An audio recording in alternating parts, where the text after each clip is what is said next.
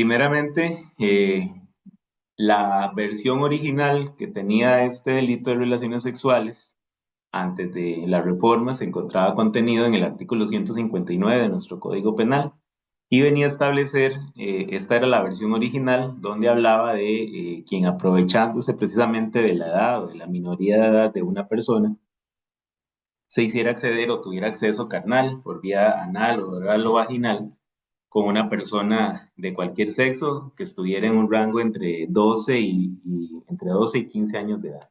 Esto ya de por sí, como logran observar de entrada, pues ya dejaba por fuera, perdón, a las personas mayores de 15 años, menores de 17, lo cual era preocupante porque muchas de estas relaciones que se daban entre un adulto y una víctima, como lo vamos a ver ahorita más adelante, precisamente se daban entre personas en este rango etario, ¿verdad? Entre los 15 y los 17 años. Y para esto, pues la ley no tenía ninguna sanción y por tal razón, pues este tipo de relaciones pues quedaban a la libre y había muchas parejas conformadas de esta manera, inclusive personas menores de edad conviviendo, inclusive en unión libre con una persona adulta.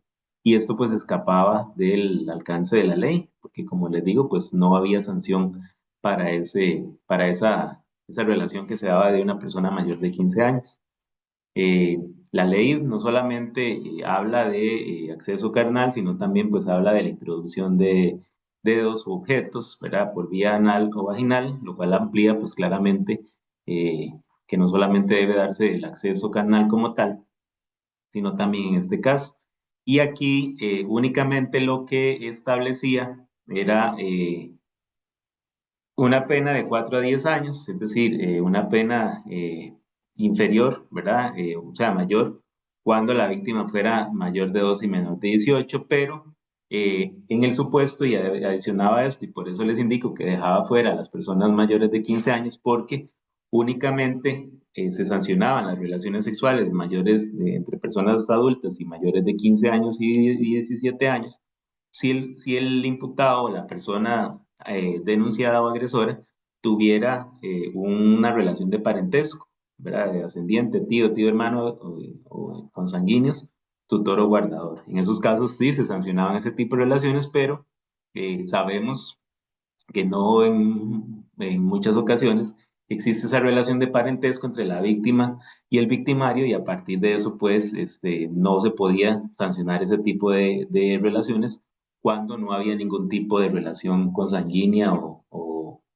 por afinidad o más bien consanguínea entre el imputado o entre la persona denunciada y ofendida. Esto, como lo vemos, es un delito que fue reformado en el año 1999 y esa fue la eh, redacción que se tuvo durante muchos años hasta su posterior reforma que vamos a ver ahorita más adelante. Eh, como les decía, no es un delito nuevo, ¿verdad? Para las personas que crean que esto tiene un reciente año de creación, no, ya el delito existía y lo que se vino a hacer únicamente fue una reforma. ¿Por qué surge esta reforma o por qué tiene que darse esta reforma a través de esta denominada Ley de Relaciones Impropias? Precisamente porque los antecedentes a esta reforma que es a través de la Ley 9406, vino a establecerse a través o en primer lugar a partir de un informe que vino a dar el Fondo de las Naciones Unidas, el Fondo de Población de las Naciones Unidas de Costa Rica, en razón de la conmemoración del Día Internacional de la Niña y la Adolescente. Esto fue en el mes de octubre del año 2012, donde a partir de este informe viene a motivarse precisamente una investigación que se hace relacionada a las relaciones impropias que se daban en nuestro país. El informe lo que viene a evidenciar es que precisamente eh, bueno, este informe se construye con datos recopilados del censo del año 2011 con la información del Tribunal Supremo de Elecciones y lo que viene a evidenciarse es que para ese entonces pues 9 de cada 100 niñas o adolescentes convivían o mantenían una relación de convivencia con un adulto en donde existía una amplia diferencia de edad. Entonces, ahí lo que se logra observar precisamente es esto, que había adolescentes y niñas que entre 15 y 17 años que mantenían esta relación de convivencia e inclusive embarazadas de estas personas y la ley no sancionaba de ninguna manera esto, y precisamente lo que había era este tipo de relación de poder o esta ventaja o aprovechamiento que realizaban las personas adultas hacia una persona menor de edad, lo cual pues no tenía sanción alguna para la ley, ¿verdad? Entre las principales evidencias o principales eh, situaciones que evidenciaron este informe es que entre las de las niñas que oscilaban entre 12 y 14 años, reportaron estar en convivencia como pareja. Dice que cerca de un 89% vivían con un hombre al menos 5 años mayor que ellas, y con las adolescentes que tenían entre 15 y 17 años de edad, el porcentaje era de 72%. Eran porcentajes sumamente elevados, ¿verdad? Pues claramente emitían una alerta, pues esto evidenciaba que existía pues este aprovechamiento de personas adultas hacia personas menores de edad, muchas de ellas en condición de vulnerabilidad, en situación de pobreza o en situaciones económicas pues apremiantes, de lo cual pues inclusive muchos adultos se aprovechaban para cortejarlas o seducirlas, y de esta manera pues mantener relaciones sexuales con ellas, y no solamente mantener relaciones, sino que inclusive iniciar o mantener una relación de convivencia con estas personas, con pues las consecuencias que a nivel social, a nivel económico y a nivel propio de la persona menor de edad, pues traían para su vida personal y familiar. De ahí que logra evidenciarse en este informe que efectivamente en un 75% de estas niñas y adolescentes que se encontraban en esta relación de convivencia, pues no se incorporaban al sistema educativo, no se encontraban incorporadas al sistema educativo, sino que pues por el contrario, obviamente, fungían como amas de casa, y esto pues impedía su desarrollo intelectual y académico.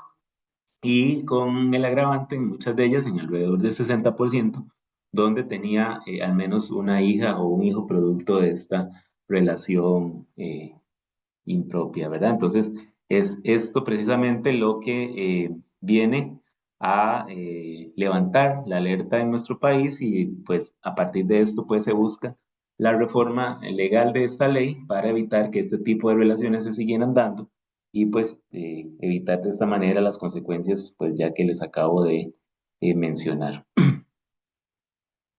A partir también de la Convención de Derechos del Niño y también del Comité para la Erradicación de toda forma de discriminación contra la mujer, conocido como la CEDAW, pues esto logra también evidenciar que, empezando por el título del informe, ¿verdad? Que decía que se refería al concepto de uniones tempranas, cuando en realidad lo correcto era llamarlas como uniones impropias o relaciones impropias. De ahí que pues este concepto debió variarse en razón de que precisamente al hablar de una relación impropia estamos hablando de una relación abusiva entre personas menores de edad y adultos. No interesa en este aspecto si la persona menor de edad pues ya tuvo o no tuvo relaciones sexuales anteriormente, inclusive con una otra persona menor de edad. Aquí lo que interesa es precisamente, o lo que sanciona la norma, o lo que busca Costa Rica a través de la legislación, es precisamente erradicar este tipo de conductas en las cuales pues no exista un aprovechamiento o una situación de desventaja o una relación de poder entre la persona víctima menor de edad y la persona adulta. De ahí que con base en estas consideraciones y observándose que pues existía este tipo de aprovechamiento, este tipo de relaciones de poder, donde pues la víctima se ve completamente minimizado, completamente, inclusive eh, a expensas de violencia, no solamente de este tipo de violencia sexual, sino de otro tipo de violencia que desencadenaba este tipo de relaciones a raíz precisamente de esta desventaja o esta relación de poder que tenía su pareja con ellas. Es que se hace necesario pues hacer toda una reforma o variar una reforma y sancionar no solamente eh, a nivel penal, sino también emitir o hacer reformas a diferentes legislaciones que venían de alguna manera a permitir que estas relaciones de convivencia se dieran entre personas adultas y personas menores de edad. Es así como entre una alianza entre la Fundación Paniamor y esta UFPA de Costa Rica, se emite una nueva versión del informe donde se viene a establecer ya como uniones impropias en niñas, madres y embarazo en la adolescencia de Costa Rica.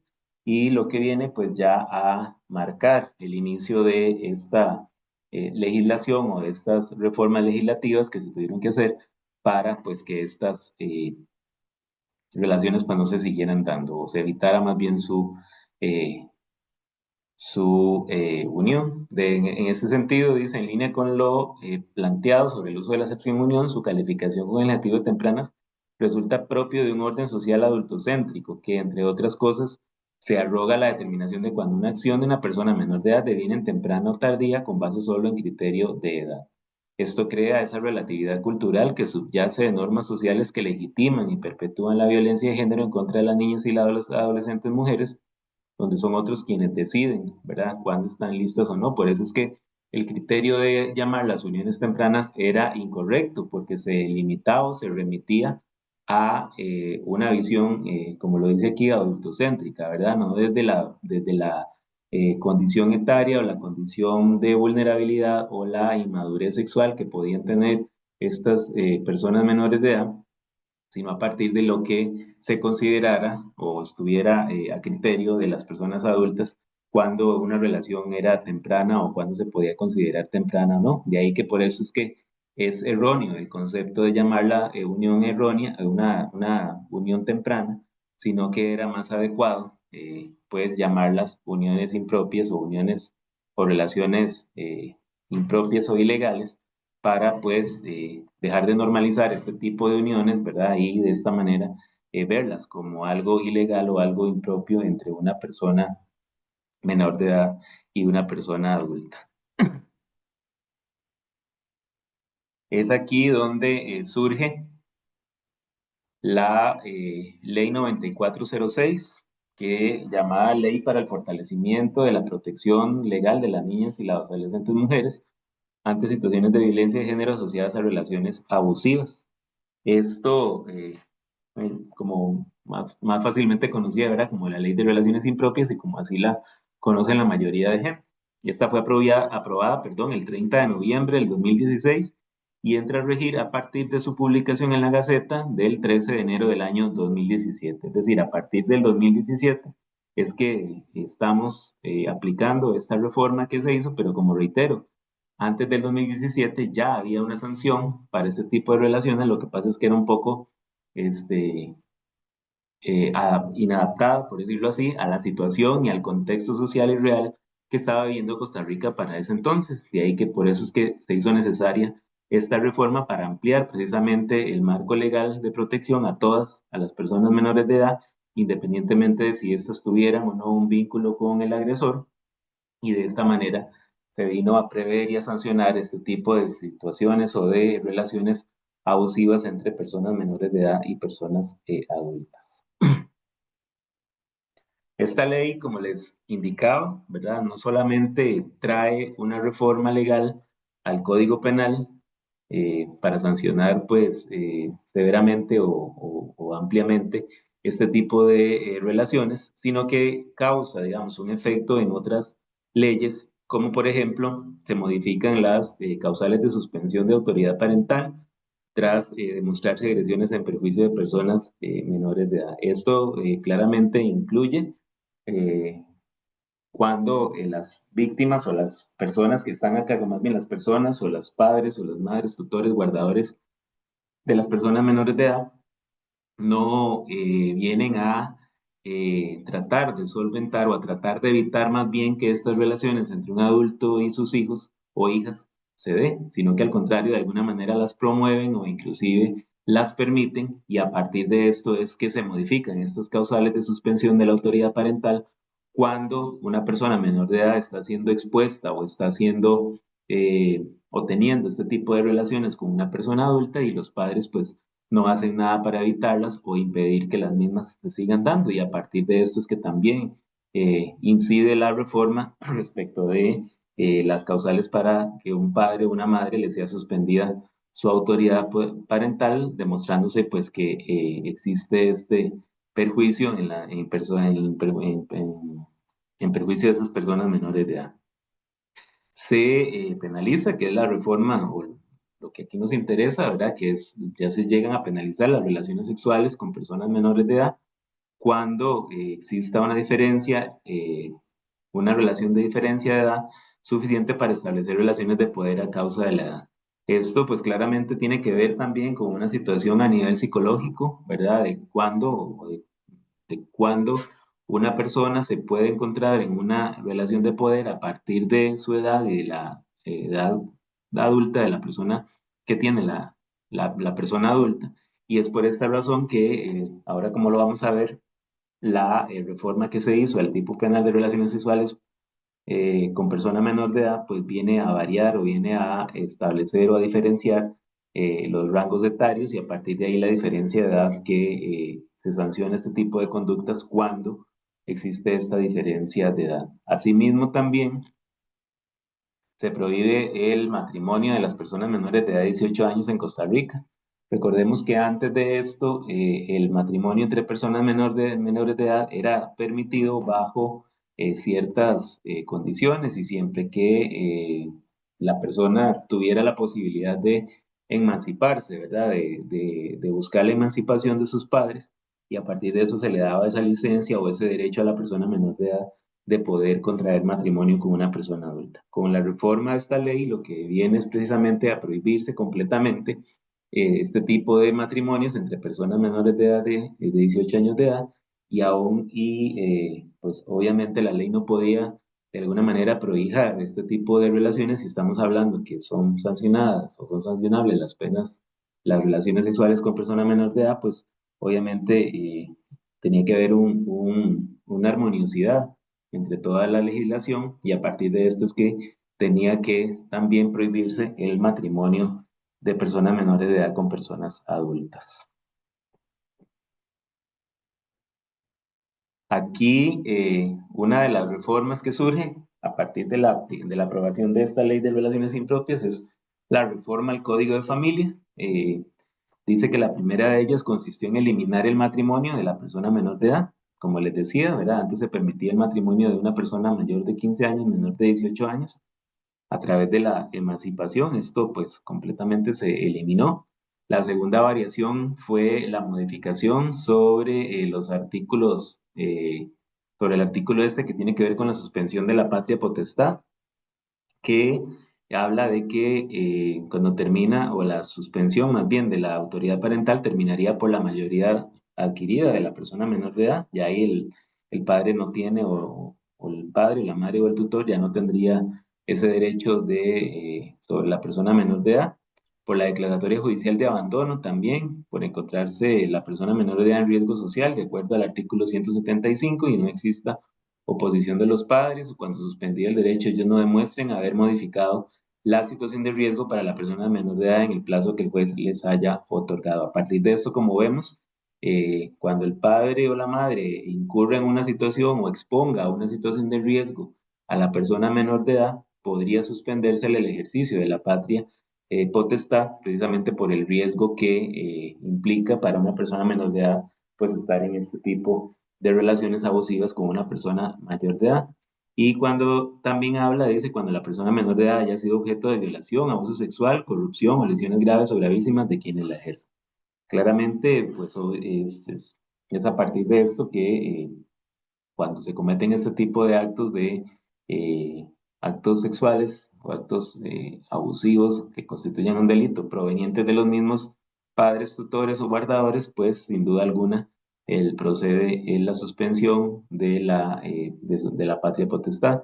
Y finalmente también la tercera modificación que se hace es en relación a la administración de los bienes de estas personas menores de edad, que vino a establecer que quien ejerza la patria potestad entregará a su hijo mayor o a la persona que lo reemplace en la administración cuando ésta concluya por otra causa todos los bienes y frutos que pertenezcan al hijo y rendirá cuenta general de dicha administración. Estos son como básicamente lo que vino a reformar esta ley de relaciones impropias en el ámbito de familia, pero además también existen modificaciones a otras leyes, como lo es la modificación a la Ley Orgánica del Tribunal Supremo de Elecciones, donde obviamente aquí se habla de la obligación de todo costarricense adquirir la cédula de identidad y reitero, pues ya no se permiten el matrimonio de la persona menor de edad aun y cuando haya logrado su emancipación. De ahí que en este caso, pues, se encuentran completamente prohibidas los matrimonios entre personas menores de edad. De ahí que también esto implica una obligación, una responsabilidad para las personas notarias que vayan a realizar un matrimonio, verificar que en efecto la persona menor de edad o la persona, los contrayentes, pues no están entre ellos una persona menor de edad, que claramente no se les va a permitir esta inscripción en el registro.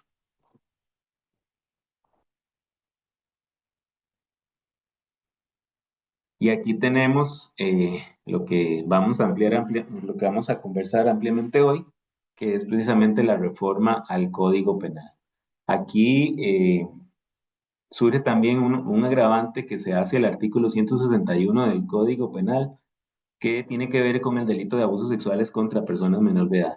Antes, la ley agravaba la figura del abuso sexual cuando se daba en personas mayores, perdón, en personas menores sí, perdón, menores de 15 años de edad.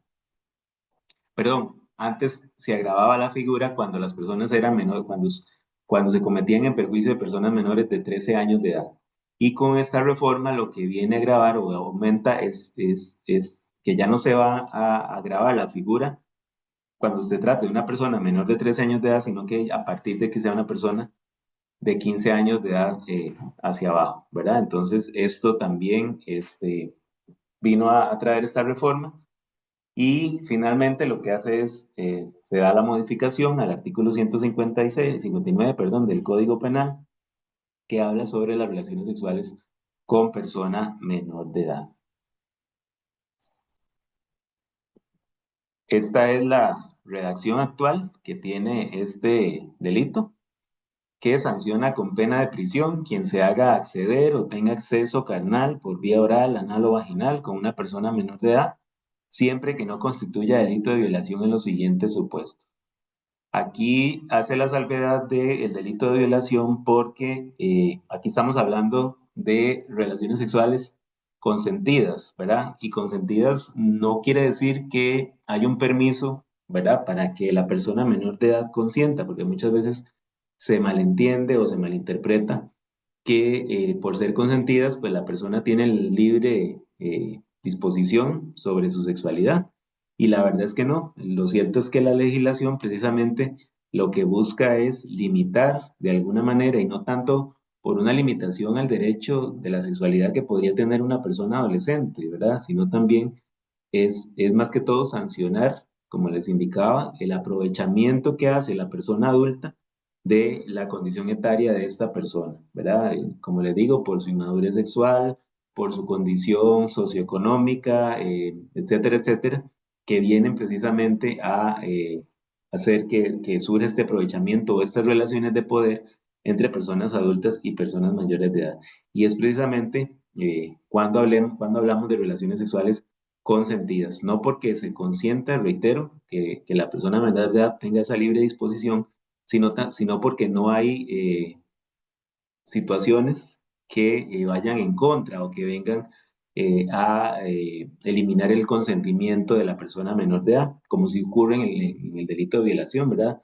En el delito de violación sucede que pues, no hablamos de que no son relaciones sexuales consentidas porque existe una intimidación o existe una amenaza o se hace a través del uso de la fuerza o en el supuesto en que la persona menor de edad tenga 12 años, o sea, que su edad sea inferior a los 12 años de edad. Ya por el solo hecho de tener menos de 12 años de edad, el delito se constituye como una violación. Que existiera o no existiera, que la persona estuviera acuerdo en mantener o no esas relaciones. Lo cierto del caso es que ya la ley por sí sola viene a sancionar las relaciones sexuales con una persona menor de edad, aún y con su consentimiento, ¿verdad? Digamos, cuando realmente ahí no podemos hablar de un consentimiento válido, tratándose de una persona menor de 12 años, independientemente de si se utilizó la fuerza, si se utilizó la intimidación o la amenaza, ya la ley así sanciona. Entonces aquí es muy importante que nosotros, cuando tengamos un caso, ¿verdad? Logramos diferenciar qué es una relación impropia, ¿verdad? Porque parte de los 13 años, de la edad de 13 años de una persona menor de edad en adelante, siempre que haya existido consentimiento, aclaro, ¿verdad? Y la que sucede con una persona menor de 12 años. Ahí ya hablamos de violación por sí sola y a partir de esto, pues deben activarse los protocolos propios de que se activa, o sea, que activamos a nivel de caja, a nivel de fiscalía, de Poder Judicial, de OIJ, para tratar ese caso no como unas relaciones sexuales, sino como una violación. Si a ustedes les llegase en algún momento una víctima menor de 12 años que llegue y manifiesta que acababa de tener relaciones o que tenga relaciones sexuales o que haya tenido relaciones sexuales con una persona adulta, ya estamos hablando de una violación por sí sola, ¿verdad? Entonces, para que lo tengamos en cuenta siempre a la hora de abordar los casos y a la hora de abordar personas menores de edad. Como vemos, el primer inciso del que habla este delito es que será sancionado con pena de 3 a 6 años de prisión cuando la víctima sea mayor de 13 y menor de 15 años de edad y el autor sea 5 o más años mayor que esta en edad. Eso es importante saberlo, ¿verdad? Cuando se aborda a una víctima y sabemos que en muchos casos las víctimas pues no logran o no dicen la verdad o encubren muchas veces a su agresor, ¿verdad? Porque se sabe que se trata de una persona adulta y buscan cómo encubrirlo. Entonces, es importante, ¿verdad? Abordar a la persona menor de edad, no solamente desde obtener la información, ¿verdad? A raíz de si se les manifiesta que han tenido relaciones o que inclusive llega ya en estado de gestación, ya con ellos obviamente se presume que ha tenido o se asume que que ha tenido relaciones sexuales, sino también explorar un poco, ¿verdad? Tratar de ser un poquito, como digo yo, tener un poquito de malicia, ¿verdad? A la hora de abordar a las personas menores de edad. Todos recordamos o conocemos el caso de esta niña Gabriel, ¿verdad? De este asunto que se llevó en Cartago, donde precisamente el abordaje que se hizo a nivel judicial no fue el adecuado, ¿verdad? Porque inclusive a nivel del primer abordaje que se hace en caja, porque, y a nivel de PANI también, hubo ahí una falla en el abordaje de esta niña o de esta muchacha, porque ella lo que precisamente cuando es abordada refiere que es la persona con la que mantuvo relaciones y con la cual es producto o de la cual o producto de la cual tiene a su hija, era una persona menor de edad. Y entonces, a partir de eso, no se hizo la investigación adecuada y no se pudo detectar a tiempo que la relación que esta muchacha, la madre de Cable, tenía con esta persona adulta, era una relación impropia, ¿verdad? Que se trataba de una persona con una persona adulta y que no solamente era la relación, sino que también era una relación, además de ser con una persona adulta, era ya de por sí abusiva, donde la persona pues en varias ocasiones la había amenazado de que le iba a quitar a la niña y que le iba a quitar a la niña. Y esto pues no logró detectarse a través de una adecuada investigación, ¿verdad? En el momento en que ella llega y manifiesta que las relaciones son con una persona menor de edad, pues la causa se desestima y no se logró detectar sin hacer una investigación más a fondo, ¿verdad? Para poder detectar que efectivamente no era una relación entre personas menores de edad, sino que existía este tipo de relación abusiva. De ahí que en este caso, por eso es que es importante este abordaje para determinar en realidad quién es la persona con la que ella está manteniendo relaciones sexuales, si se trata de una persona menor o si se trata de una persona mayor de edad, y a partir de eso y de la edad que ella tenga, puedes determinar si estamos en presencia o no de un delito de relaciones sexuales con persona menor de edad. En el segundo supuesto de este delito, se sanciona con pena de prisión de 2 a 3 años cuando la víctima sea mayor de 15 y menor de 18 años y la persona autora o la persona responsable sea 7 o más años mayor que esta en edad.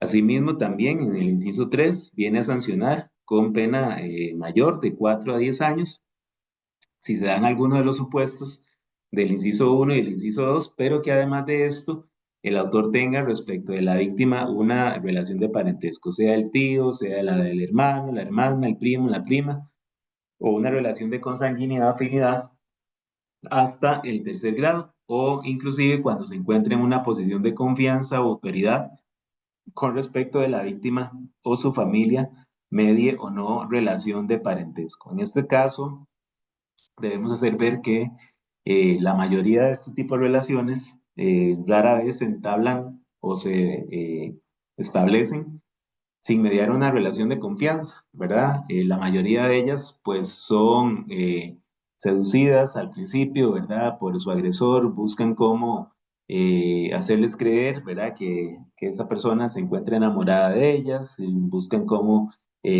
tratar de atraerlas a través de ofrecimientos de regalos, de cosas materiales, ¿verdad? Y principalmente cuando estamos hablando de una persona que se encuentra en una desventaja económica también, pues esto hace que se establezca o se entable esta posición de confianza o esta relación de confianza y es a partir de ahí donde ya pues a través de esta seducción o de este ofrecimiento de situaciones pues empieza a mantener ya relaciones sexuales con esta persona menor de edad. De ahí que pues casi que la mayoría de casos estamos hablando de que son relaciones sexuales con este agravante y a partir de esto pues se hace más que necesaria su persecución y su sanción a nivel penal. También, no solamente, como ya les indicaba, así como se sancionaba en la redacción inicial y cómo se sanciona en la actual, dice que los mismos supuestos operarán si la acción consiste en la introducción de uno o varios dedos, objetos o animales por la vía vaginal o anal. Entonces, no solamente el acceso carnal es lo que se sanciona, ¿verdad? El coito como tal, sino también la introducción de dedos o objetos vía anal o vaginal. Vamos a ver, ahora entramos, sí, a conocer lo que tiene que ver con las obligaciones legales de denunciar y las consecuencias de no hacerlo, ¿verdad? Hay una serie de responsabilidades que no solamente a nivel interno, ¿verdad? De la institución podríamos acarrear cuando incumplimos con algún deber, ¿verdad? Con algún deber que nos demanda la ley, eh, y uno de ellos es la denuncia. Esto, como les digo, no solamente podría traer una sanción a nivel institucional o a nivel disciplinario, ¿verdad? Con lo cual, pues, no es la idea como que nos asustemos o atendamos al temor de sanción, sino más que todo porque como funcionarios públicos tenemos un deber de denunciar y principalmente cuando se tratan de situaciones donde está en riesgo una persona menor de edad. Y a partir de eso es que tan importante es la protección que la ley ha venido dando a las personas menores de edad en situaciones de riesgo, como lo es en este caso, cuando existe o cuando se encuentran en medio de una relación abusiva, que también ante la no denuncia, pues la ley ha previsto una serie de sanciones para la persona o que se encuentra obligada por la misma ley a denunciar y no lo hace. El Código de Niñez y Adolescencia, que es la ley número 7739, viene a establecer en los artículos 49 y 134 lo siguiente. En primer lugar, el artículo 49 lo que habla es que acerca de la denuncia de maltrato o abuso y dice que los directores y el personal encargado de los centros de salud, públicos o privados, a donde se lleven personas menores de edad para atenderlas, estarán obligados a denunciar ante el Ministerio Público cualquier sospecha razonable de maltrato o abuso cometido contra ellas. El abuso, no solamente, y aquí se utiliza el término muy ampliamente, no solamente remitido al abuso físico, ¿verdad? También incluye cualquier tipo de abuso, abuso psicológico, cuando proviene inclusive de los padres, ¿verdad? Hacia sus hijos, lo cual podría traer la apertura de una causa penal, ¿verdad? Por el incumplimiento o el abuso de la patria potestad, sino también incluye claramente el abuso sexual. Y el abuso sexual debemos entenderlo, pues no como simplemente las conductas abusivas que se dan de parte de un adulto, llámese tocamientos indebidos o demás, hacia una persona menor de edad o actos abusivos hacia una persona menor de edad, sino también abuso sexual entendido o ampliamente como las relaciones sexuales con personas menores de edad, que es parte de los delitos sexuales que establece nuestra legislación penal. Entonces, existe ya en este artículo esa obligación, ese deber que existen para las personas que atienden centros de salud donde llegan personas menores de edad de denunciar.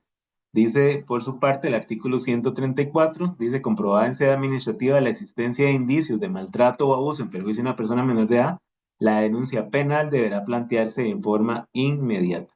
Véase que la ley lo que habla es de indicios, ¿verdad? Ni siquiera ustedes tienen que tener la certeza de que eso está ocurriendo, ¿verdad? O la seguridad de que eso está ocurriendo porque, como decía ahora la compañera, muchas veces estas víctimas, principalmente las que tienen que ver con el delito de relaciones sexuales, encubren a su agresor. Entonces no podemos, a partir de su simple manifestación, asegurar de que esto no se esté dando, ¿verdad? Hay una sospecha, hay un indicio de que efectivamente se podría estar dando este tipo de relaciones abusivas y es a partir de esto que existe esta obligación de interponer la denuncia penal de manera o inmediata. Dice aquí, dice la persona o institución que actúe en protección de los menores no podrá ser demandada, aun en caso de que el denunciado no resulte condenado en esta sede. Si la persona denunciada tuviere alguna relación directa de cuidado o representación con el menor de edad ofendido, se planteará a la vez la acción pertinente ante la autoridad judicial de familia.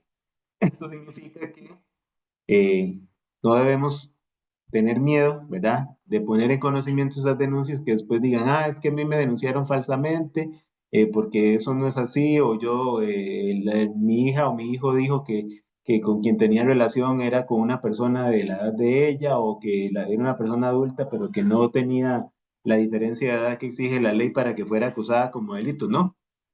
Ustedes tienen el deber de denunciar y eso no les va a traer ninguna repercusión, como que a ustedes en su condición de funcionario o a nivel institucional los vayan a demandar. Como dice aquí el artículo, aun y cuando la persona no llegue a ser condenada, porque muchas veces o muchos de estos casos no todos se logran llevar a juicio, ¿verdad? Hay circunstancias o hay elementos probatorios que a lo largo de la investigación no se logran recabar para poder establecer la responsabilidad de esa persona, ¿verdad? Porque a veces no resulta difícil poder acreditar, por ejemplo, que efectivamente existieron relaciones entre ellos, ¿verdad?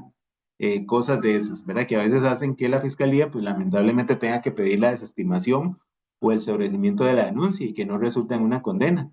Más sin embargo, si eso se llega a dar, la persona denunciada, o en este caso, no podría demandar o denunciar a la institución porque iniciaron o interpusieron la denuncia correspondiente, ¿verdad? Porque más bien existe un deber de los funcionarios de denunciarlo y eso de ninguna manera les puede aparejar ninguna responsabilidad, ¿verdad? Aquí habla de cuando se trata de la persona directa del cuidado y la representación de la persona menor de edad. Esto, pues claramente estamos hablando del PANI, ¿verdad? El PANI como institución encargada de la protección de las personas menores de edad, pues tiene el deber de intervenir si se está realizando alguna situación de abuso de parte de los padres o de los encargados hacia esa persona menor de edad para que a su vez el PAN inicie las acciones judiciales correspondientes en la vida de familia para suspender la autoridad parental de esa persona respecto de la persona menor de edad y que pues obviamente sacarla de la situación de riesgo y que esta persona pues no continúe siendo víctima de alguna agresión, sea física, sexual o verbal, de parte de las personas que la tienen a cargo.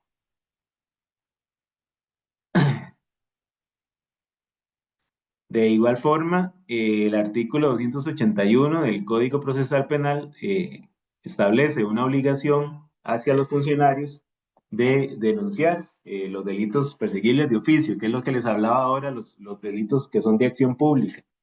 Y dice que tienen esta obligación los funcionarios o empleados públicos que los conozcan en el ejercicio de sus funciones, los médicos, parteras, farmacéuticos y demás personas que ejerzan cualquier ramo del arte de curar que conozcan esos hechos al prestar los auxilios de su profesión, salvo que el conocimiento adquirido por ellos esté protegido por la ley bajo el amparo del secreto profesional. En esos casos, tienen que valorar esto, ¿verdad? Especialmente cuando se trata de personas adultas en el ejercicio de su labor, que los ampara el secreto profesional, ¿verdad? En ese caso sí tendría que contar con la anuencia de la persona, ¿verdad? El paciente, para poder denunciar esto, pero estamos hablando de casos de personas adultas. Ya cuando hablamos de personas menores de edad, ahí sí existe este deber de denunciar, precisamente porque está por encima el interés de la persona menor de edad. Y aquí no los cobija este secreto profesional de tener que denunciar cuando ustedes detectan que se está dando una situación en perjuicio de una persona menor de edad y principalmente cuando se trata o proviene de las personas encargadas, llámese padres, tutores, guardadores de esa persona, ¿verdad? Entonces, para que también lo tengamos muy claro, dice, las personas que por disposición de la ley, de la autoridad o por un acto jurídico tengan a su cargo el manejo, la administración, el cuidado, bueno, esto habla sobre ya delitos que tengan que ver con delitos patrimoniales que tienen que ver con el erario público, pero ya eso es lo que ahí tiene el deber de denunciar. Aquí lo que nos interesa es esto. Y aquí la única salvedad que existe en el caso para ustedes excluirlos de denunciar es cuando se trata de un familiar, ¿verdad? Que sea un familiar el que dice la denuncia no será obligatoria si razonablemente arriesga la persecución penal propia del cónyuge o de parientes hasta tercer grado de consanguinidad o afinidad de una persona que conviva con la denunciante ligado al por lazos especiales de afecto. Esto se encuentra protegido precisamente por el derecho de abstención que establece el artículo 36 de la Constitución Política del 205 del Código Procesal Penal, que habla sobre la autoincriminación. Nadie está obligado a declarar o a denunciar en contra de sí mismo ni a un familiar hasta el tercer grado de consanguinidad. Entonces sería como la única excepción a la norma donde ustedes no tendrían la obligación de denunciar estos hechos, ¿verdad? Porque está por encima este derecho que está protegido por la Constitución.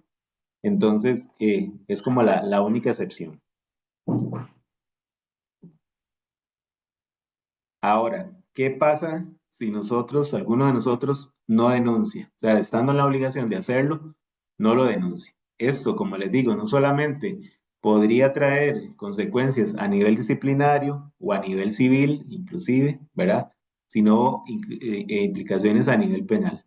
En nuestro Código Penal existen dos delitos, al menos dos, que hablan de la función pública o de lo que podríamos incurrir o de lo que podría incurrir una persona en el ejercicio de la función pública cuando no denuncia a tiempo o en el momento oportuno alguna situación de abuso o en este caso de relaciones sexuales como delito ante el órgano correspondiente, sea la fiscalía o el OIJ. Y lo que viene a establecer dice que será una, primero con 6 meses a 4 años de prisión al que sin promesa anterior al delito ayudaría a alguien a eludir las investigaciones de la autoridad o a sustraerse de la acción de esta o omitiera denunciar el hecho estando obligado a hacerlo. Esta última frase es la que nos corresponde a nosotros. La omisión de denuncia, estando obligado a hacerlo, es lo que nos podría deparar, nos podría dar inicio a un proceso penal por este delito de favorecimiento personal y además el numeral 339 del Código Penal también reprime con prisión, eh, perdón, con inhabilitación del puesto de 1 a 4 años, dice al funcionario público que ilegalmente omita, rehúse hacer o retarde algún acto de propio de su función, igual pena se impondrá al funcionario que ilícitamente no se abstenga, se inhiba o se excusa de realizar un trámite, asunto o procedimiento cuando está obligado a hacerlo. Esto es una pena de inhabilitación, lo que podría acarrear que va de 1 a 4 años de prisión. Entonces, vean que en estos casos es obligación denunciar este tipo de hechos, ¿verdad? Y no existiría, existe una obligación, no hay responsabilidad al hacerlo, no habría una responsabilidad de algún índole si se hace, ¿verdad? Como bien lo vimos en el artículo anterior, no les podría cargar ninguna responsabilidad por hacerlo, pero sí les podría traer cargar una responsabilidad cuando no lo hagan, estando obligado a hacerlo. Entonces, creo que tenemos que tener eso muy claro, ¿verdad? Y que las personas a veces o que no se dejen intimidar también por que alguna persona les diga, no, no denuncie eso, porque si no, después lo pueden contrademandar. Vea que si usted denuncia y no está seguro de denunciar, después lo contrademanda, ¿no? O sea, existe un deber y nosotros como funcionarios públicos estamos en la obligación de hacerlo, porque de lo contrario las repercusiones que pueden haber para uno como funcionario y hasta como persona, ¿verdad? Porque inclusive no solamente nos pueden denunciar penalmente, sino civilmente a través de una acción civil resarcitoria. ¿Y qué pasa? Que podrían eh, demandarme y podrían condenarme en mi patrimonio, ¿verdad? En el patrimonio propio. Entonces, por eso es importante y por eso es tan necesario que tengamos claro esto en cuanto a que debemos denunciar cuando tengamos conocimiento de que alguna situación se está dando en perjuicio de una persona menor de edad, especialmente tratándose de delitos sexuales, ¿verdad? En general de todos los delitos, pero especialmente cuando estamos hablando de un delito sexual en perjuicio de una persona menor de edad. Ahora les voy a explicar un poquito acerca de lo que tiene que ver con eh, el trámite o las directrices o las circulares que a nivel interno la Fiscalía General de la República ha emitido sobre el abordaje del delito de relaciones sexuales, bueno, de los delitos sexuales en general, pero también dentro del delito de relaciones sexuales. Y aquí está circular, la número 23 del año 2021 de la Fiscalía General, es acerca de la delineamiento conjunto que existe entre la Caja Costarricense del Seguro Social, la Fiscalía, el Ministerio Público y el organismo de investigación judicial para la atención de niños, niñas y adolescentes víctimas de delito. Esta circular hace referencia, y no sé si alguno de ustedes la conoce, lo conoce más bien, al alineamiento de este técnico emitido entre la Caja, la Fiscalía y el OIJ, que es el LT-GM-DDS-021121, que es precisamente el que obliga a cumplir con lo referido en el Comité de Derechos de Niños de las Naciones Unidas, los derechos del niño de las Naciones Unidas. Y es precisamente lo que a raíz de este instrumento legal internacional que obliga a Costa Rica precisamente a la protección que deben tener las personas menores de edad en el ámbito privado y en el ámbito público, principalmente cuando un funcionario público tiene conocimiento de que se está dando alguna situación de agresión hacia ellos. En ese sentido, también la circular 173 del año 2020 del Consejo Superior del Poder Judicial también dispuso divulgar las informaciones, observaciones finales sobre los informes periódicos de esta convención, sobre la Convención de los Derechos del Niño de las Naciones Unidas, considerando la importancia de incorporarlas en el quehacer institucional para contribuir a un efectivo acceso a la justicia de las niñas, niños y adolescentes, directriz que claramente obliga a identificar falencias y proponer mejoras en la atención eficiente de las personas menores de edad, siendo este alineamiento una de las acciones que permiten cumplir con los requerimientos de dicha circular y de las solicitudes del comité. Precisamente atendiendo a esta normativa que existe a nivel nacional e internacional, es que nosotros como funcionarios públicos no solo tenemos el deber de denunciar este tipo de hechos, sino velar porque el cumplimiento de la atención de esa persona menor de edad sea el adecuado a nivel judicial. Y es cuando detectamos, por ejemplo, estas situaciones que se dan donde no se le recibe la denuncia a una víctima, donde se trata de una persona menor de edad, donde se desestimó la causa simplemente porque la víctima llegó y dijo que no quería denunciar sin hacer mayor investigación al tanto, sin poner en conocimiento al Patronato Nacional de la Infancia para que investigara y determine si esa persona se encuentra en una situación de riesgo o no, sacarla de ese riesgo y que pueda libremente poder denunciar algún hecho delictivo del que esté sufriendo y al cual tiene derecho, ¿verdad? Que se investigue a la justicia que merece, ¿verdad? Entonces creo que a partir de esto, todas estas normativas es que tenemos el deber de denunciar, ¿verdad? De poner en conocimiento. ¿Cuáles son las situaciones que se deben poner en conocimiento del OIJ o del organismo? ¿Cuál es el criterio de referencia y cuál es el contacto? Aquí en este caso, para lo que interesa para la Fiscalía, nosotros de género, ¿verdad? Junta de Género, vemos todos los hechos que corresponden el casco central de San José, Catedral, Hospital Merced, Central Uruque Carmen, San Francisco de Ríos y Zapote. Y para las fiscalías territoriales, pues el resto del territorio nacional en donde haya ocurrido el hecho, ¿verdad? Como les indiqué anteriormente, existen 30 unidades, 31 unidades de género a nivel, repartidas a nivel nacional entre los diferentes circuitos judiciales, y es ahí donde pueden dirigir su denuncia si es que tienen conocimiento de algún hecho delictivo que se esté dando en perjuicio de una persona menor de edad. Pero, ¿cuál es el criterio de referencia que vamos a tomar en cuenta para poner la denuncia?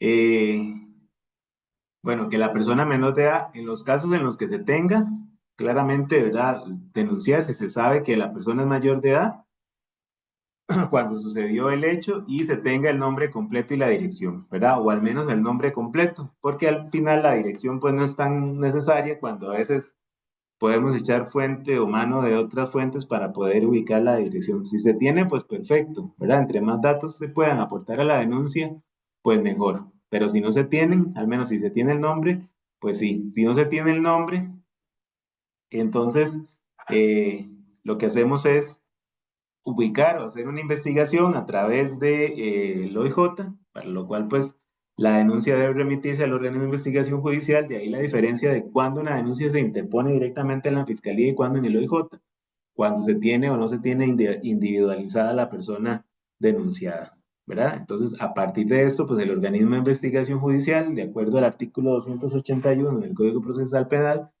y varios de los artículos de la ley orgánica del OIJ, pues obligan a el OIJ precisamente a iniciar la investigación en aras de poder no solamente recabar elementos de prueba que vengan a permitir eh, eh, acreditar la comisión del delito que se le está poniendo en conocimiento, sino también de la individualización plena de la o las personas responsables de la comisión de este hecho, ¿verdad?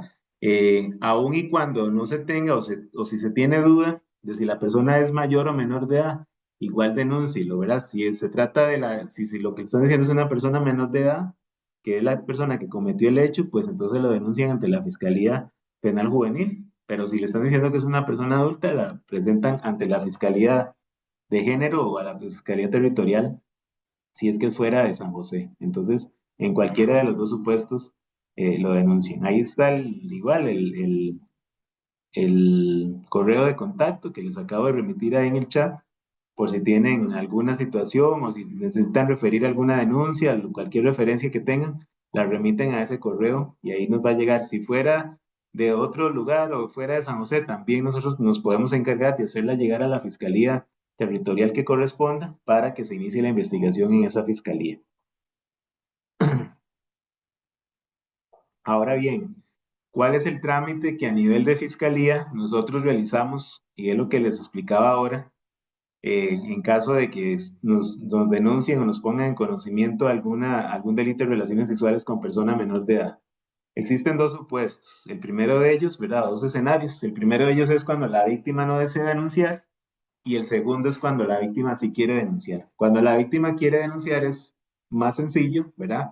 Porque como bien sabemos, el delito sexual en su mayoría, o casi que en el 95%, 99% de las veces, se comete en la clandestinidad o en la intimidad, donde no existen más testigos que la propia víctima.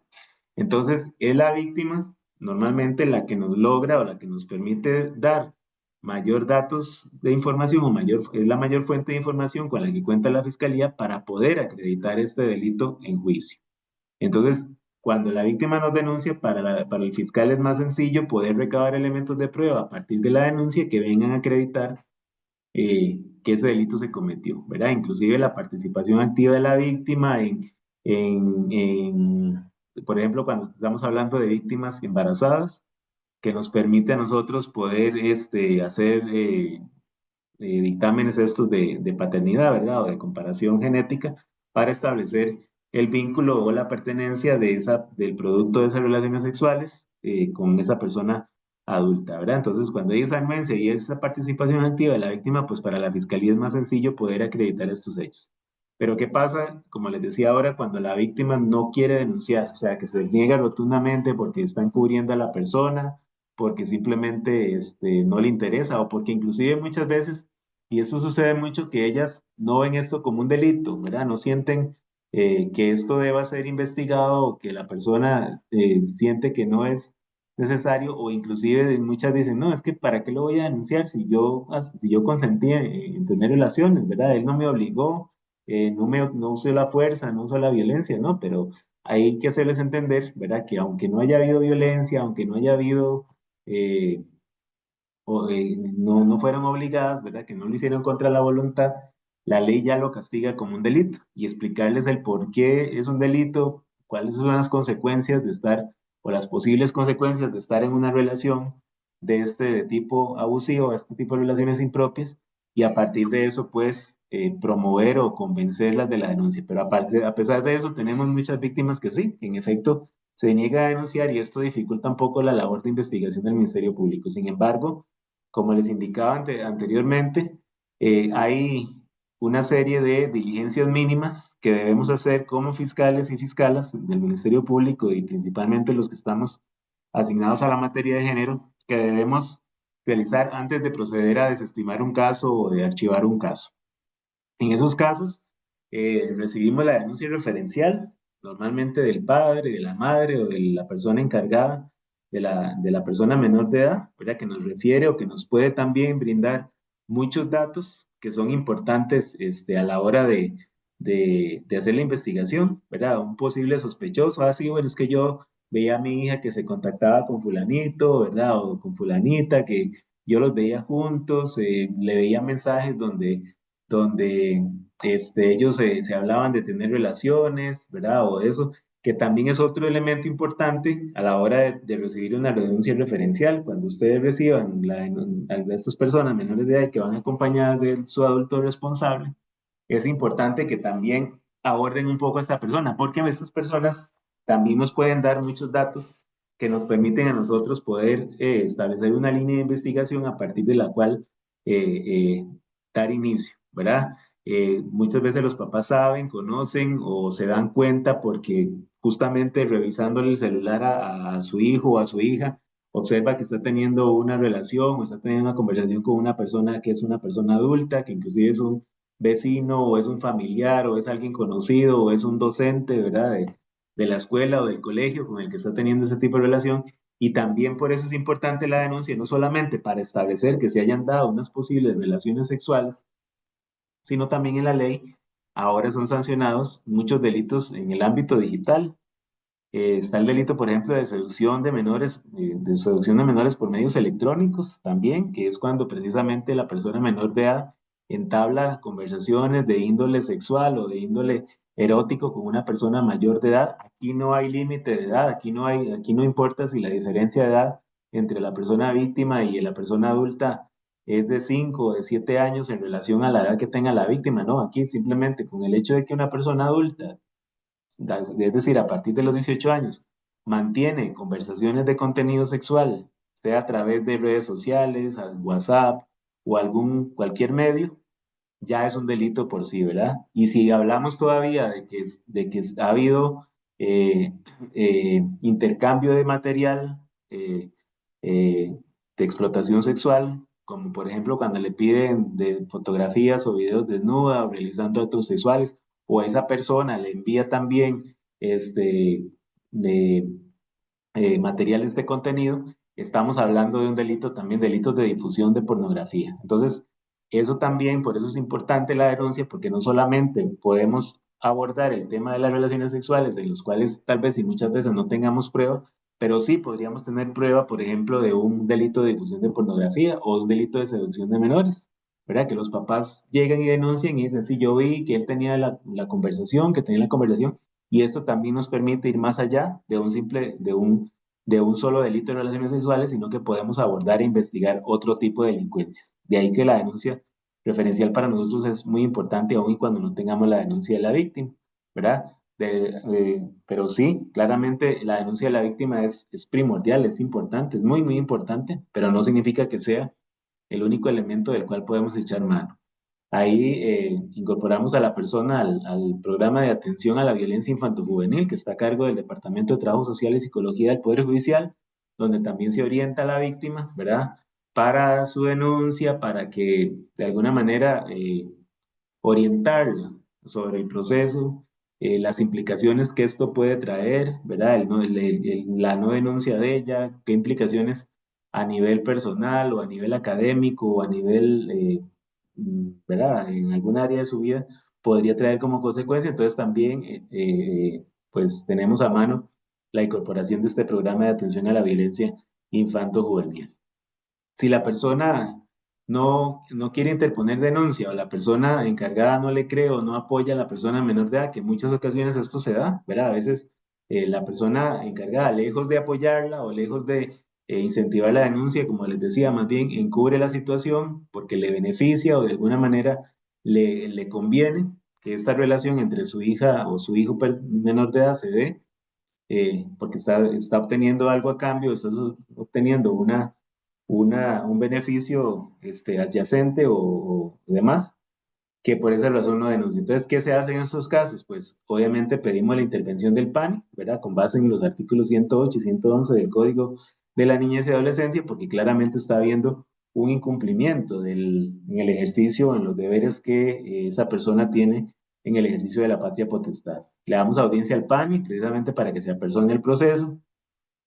Le hacemos referencia al PANI para que incluyan a esta persona al programa de Adolescente Madre también, que es parte de la labor que realiza el PANI en el abordaje y la atención de las personas menores de edad cuando se encuentran en estado de gestación. En esos casos, cuando no hay anuencia, se coordina también con el PANI para la toma de muestras. Esto es importante porque muchas veces, como les digo, pues no hay anuencia de esa participación activa ni de la víctima ni de sus encargados, ¿verdad? Entonces, se coordina con el PANI para poder obtener la muestra de sangre del bebé, producto de las relaciones sexuales. Y en coordinación o en apoyo con el organismo de investigación judicial, se hace el secuestro de esas muestras para remitirlas a bioquímica forense para posteriormente hacer la comparación con la persona que figure como sospechosa o sospechoso de haber mantenido las relaciones sexuales con esa persona menor de edad. ¿Qué pasa cuando existe negativa del PANI? Que hemos encontrado que en algunos casos existe negativa del PANI de intervenir en la representación de esa persona menor de edad en el proceso y de colaborar con la investigación.